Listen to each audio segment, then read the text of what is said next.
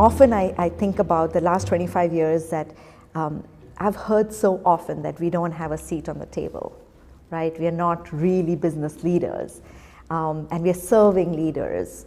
And I think once we are able to explain how we add to the value capturing and what our role is, I think this conversation is going to die forever. Nobody's ever going to question on why HR professionals or human capital professionals are not at the same league as another business leader. So I'm very excited about the new remit that we are giving ourselves, and it's a really powerful remit.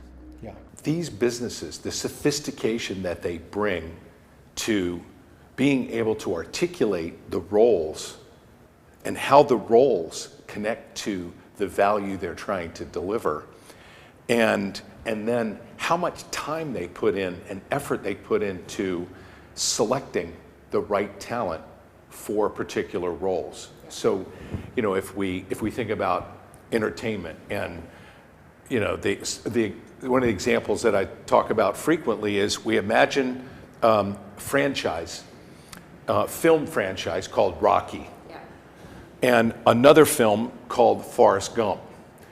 And these, by any measure, are highly successful business endeavors. I mean, highly successful. And we say, well, that comes down to roles. So what are the roles that are connected to that success? Well, on the one hand, you have Rocky, and on the other hand, you have Forrest Gump. Those are roles. And then when we consider the talent, if we were to cast Sylvester Stallone as Forrest Gump, that is not a successful franchise. It's hard to even imagine it. And so you say, well, the value then would not be delivered because the combination of the role and the talent was just not right. And so the value coaching that goes in through that casting director in thinking about the whole dynamic of what is involved there is enormous. I mean, that's an enormous role.